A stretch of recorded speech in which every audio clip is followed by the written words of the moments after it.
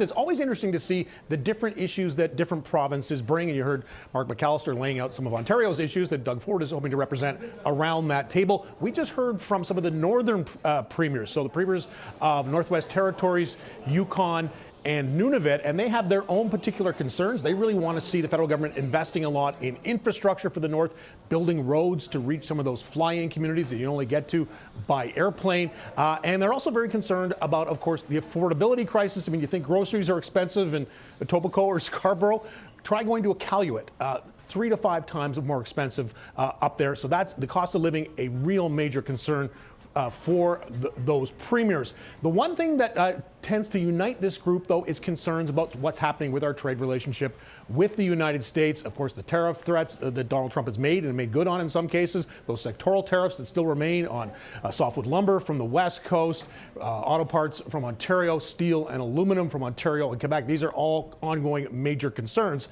And of course, this is part of the review process the government is engaging in with the Trump administration now, looking at the USMCA CUSMA deal that was signed back during Trump's first administration and going through the process to see if it'll be renewed or continued. And a lot of the premiers concerned about some of the language they're hearing out of top officials in the United States, like Treasury Secretary Scott Bessent or Commerce Secretary Howard Lutnick, who don't seem to be that interested in continuing on necessarily with CUSMA USMCA. So the Prime Minister was asked about this morning on Parliament Hill, a few blocks from here, on his way into a caucus meeting. This is what he had to say about that process.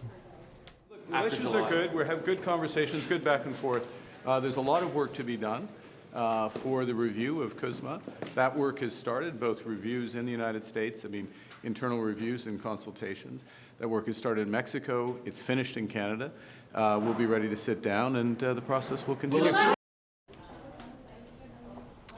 Now, in addition to trade and tariffs and economics, another issue that is really kind of rearing its head here at the premiers' meetings is the issue of national unity. And this is kind of a new issue that the premiers are having to confront because we now have this sort of fledgling separatist movement in Alberta. There's a petition drive going on to see if they can get enough signatures to have a referendum on whether or not Alberta should remain part of the Canadian Confederation. And then, of course, a lot of uncertainty about what's going to happen in Quebec. Of course, Quebec Premier François Legault will be here, but this is probably one of his last few meetings with the other premiers because he is leaving his job. And it's very likely the Parti Québécois, based on public opinion polling currently, would win an election there. And they have promised another referendum in Quebec, the first one since 1995. It'll be the third if you include the referendum back in 1979. So there's kind of uncertain times on the unity front.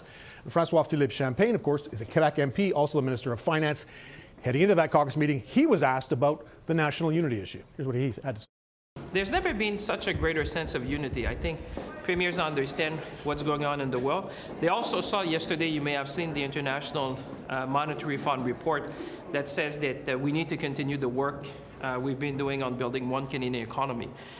You're talking about 210 billion of additional growth in the country. So I'm going to be meeting a number of them.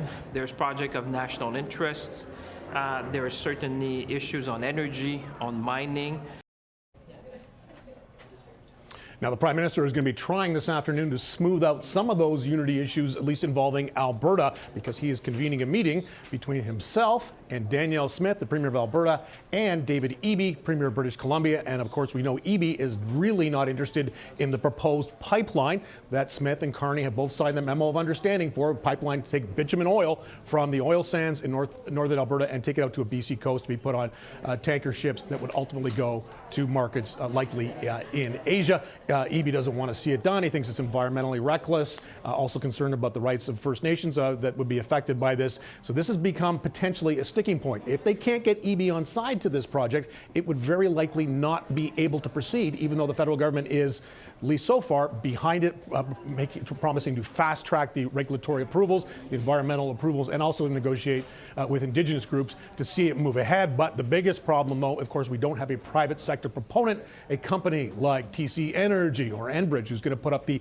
expected tens of billions of dollars it would cost to build this pipeline at a time when global oil prices are very low. So it's a much less attractive project to the private sector. So these are things that Carney and Smith and Eby are going to talk about this afternoon. There's a photo op scheduled.